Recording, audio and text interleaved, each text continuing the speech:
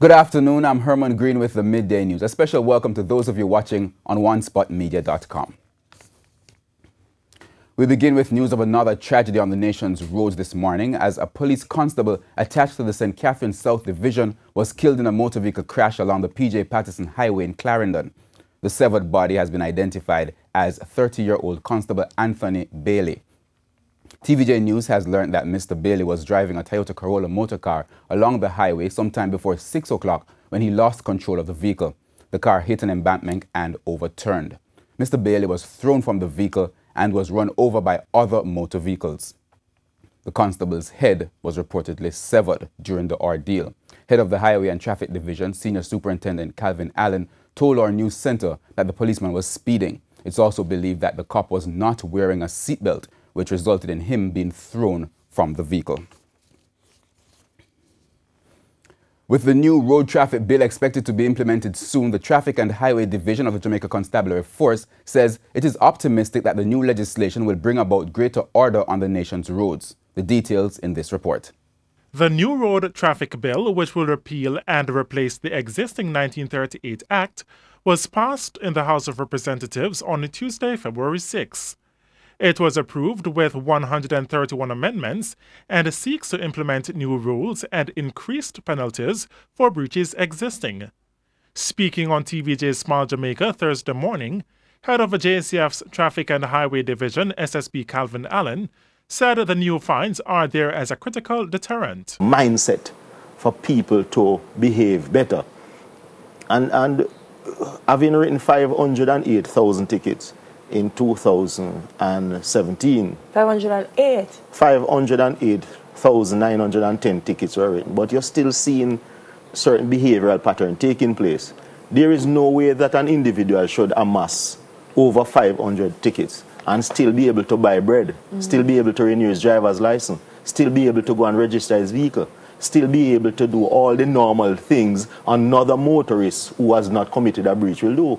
There's no way that that should happen. As it relates to officers who breach the law, SSP Allen says there will be a zero-tolerance approach. We really don't play around as it relates to that aspect of it. Where are we? As recent as 2 weeks ago, we had was to prosecute an officer in a policeman in Spanish Town who was behaving untoward in terms of the law.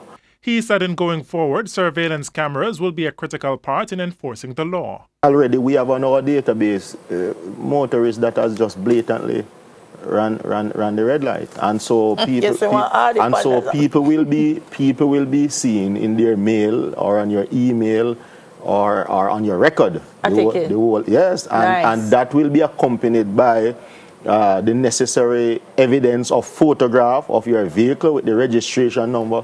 So in terms of the queries, you can't argue. It will be there to show in that regard. The legislation will now go to the Senate, then it will be sent to the Governor General for assent, after which it will be gazetted and passed into law.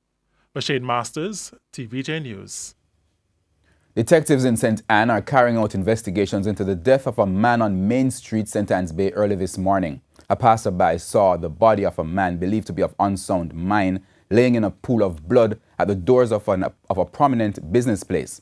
When the police arrived, the man was observed to have several chop wounds to the head. Investigators say they are now relying on video footage from business places in the area that can assist them in finding the perpetrators of the crime. One man is dead following a shooting in Lamar, Westmoreland yesterday afternoon. Dead is 21-year-old Rogan Brennan, otherwise called Jigsy, of 24 Hudson Street in Lamar. Reports are that about 3 o'clock, Brennan was at home playing video games with his girlfriend when an armed man entered his house. The man opened fire, hitting Brennan in the head and the chest. He died on the spot. The man then fled the scene on a motorbike. No motive has been established for the killing. This brings the number of persons killed in Westmoreland since the start of the year to 21. One of two men who attempted to rob a police officer in Lamar, Westmoreland Tuesday evening was shot dead. His crony, who was wounded, remains hospitalized in critical condition. Reports are that about 8:30 in the evening, a police officer was driving his private motor car along Lewis Street when a motorbike with two men approached, one brandishing a handgun. The men attempted to rob the police officer, who challenged them. Both men were shot. One died on the spot. A woman who was reportedly standing in the vicinity was also injured. She was taken to the hospital where she was treated and released. A Smith & Wesson revolver was reportedly taken from one of the gunmen. Head of the JCF's Community Safety and Security Branch, SSP Steve McGregor, is calling for parents to get more involved in the lives of their children. SSP McGregor argues that a lot of the problems currently being experienced in society are due to a lack of parental guidance. TVJ's O'Shane Masters reports. It's often been asked, what's the root cause of a country's growing crime problem? The answer from researchers points to the issue of socialization. Determined to put an end to the scourge of crime, private and public entities have been implementing various programs. On Tuesday, the JCF's Community Safety and Security Branch launched a program for schools in St. Mary aimed at nipping crime in the bud. Problems of crime and violence in our country is not going to be solved overnight. But if we want to make a permanent impact on it, we have to start from as early as we are doing here now. Head of the Community Safety and Security Branch, Senior Superintendent Steve McGregor, argues that the country suffers due to this misconception. That we make the mistake to think that our boys take longer to settle down than our girls. It is not true. It is because we spend more time in grooming our girls to become responsible and treat them in a way different from our boys. That's why he wants parents to become more involved. In our homes today, you should still find time to spend social time with your kids. Mom is at home on her iPod. Father is on his smartphone. And guess what?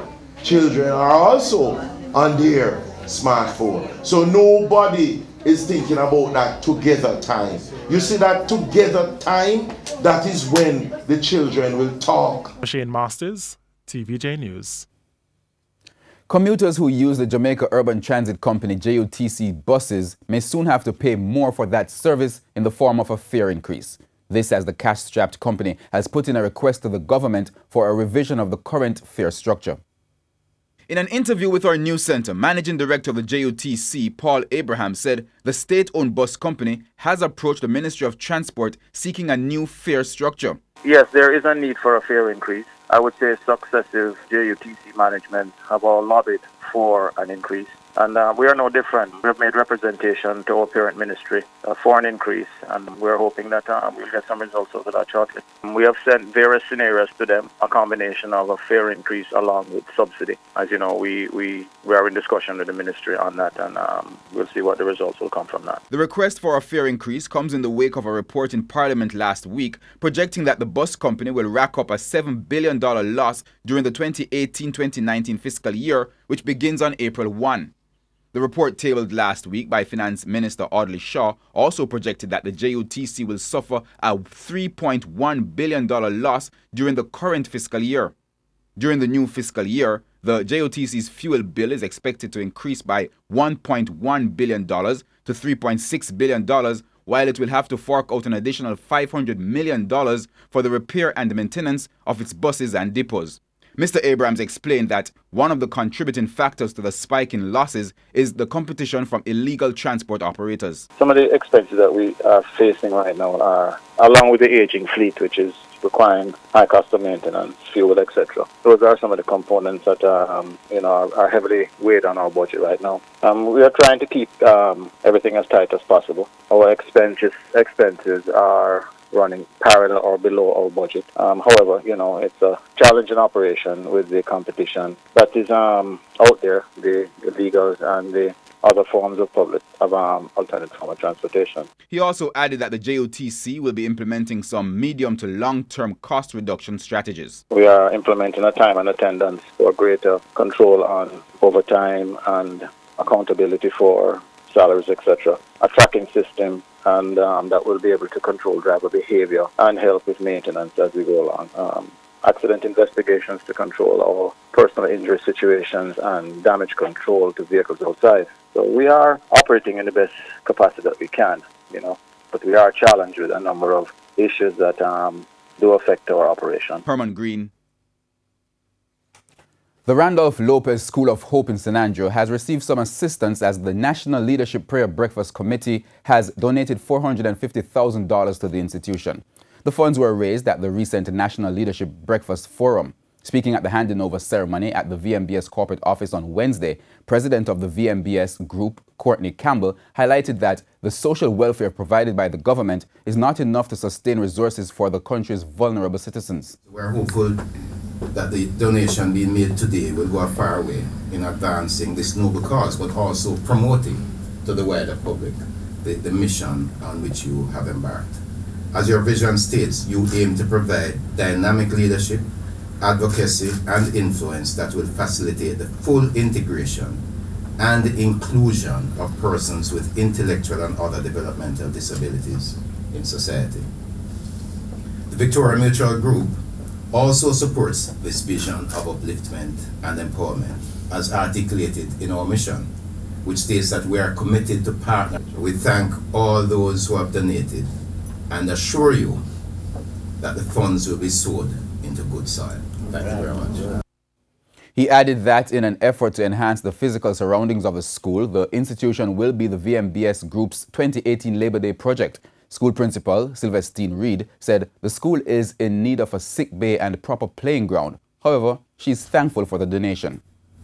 Your donations are valuable contributions to our school, as they will help to improve the social skills of our students, skills that are significant to better integrate them in our society.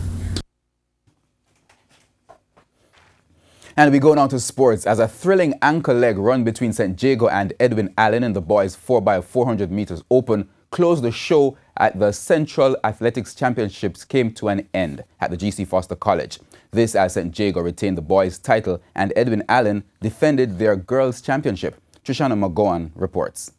The local track and field season continues to buzz with excitement as the curtains came down on the two-day Digicel Central Athletics Championships right here at G.C. Foster College. St. Jago boys, they defended their title and Edwin Allen girls also retained their title. World Under-18 finalist Anthony Cox of St. Jago and Giovanni Powell of Edwin Allen had an exciting showdown on the ankle leg of the boys 4x400 meters open in the final event, a fitting end to an exciting championship. It was the Edwin Allen quartet who narrowly edged St. Jago in a winning time of 3 minutes 13.84 seconds, with St. Jago second in 3 minutes 13.85 seconds, with Homo Technical third in 3 minutes 16.07. McKay Harriet was one of a number of double winners, taking the Class 1 sprint double.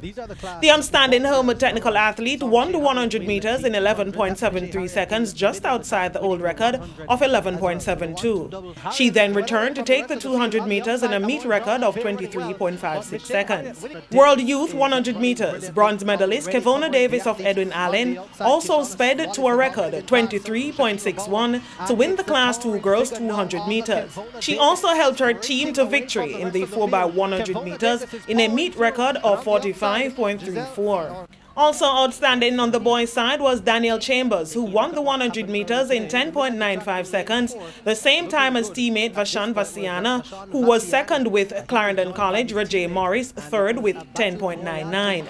St. Jago tallied 346.5 points to top the boys' standings, with Edwin Allen tallying 412 points to retain their girls' title.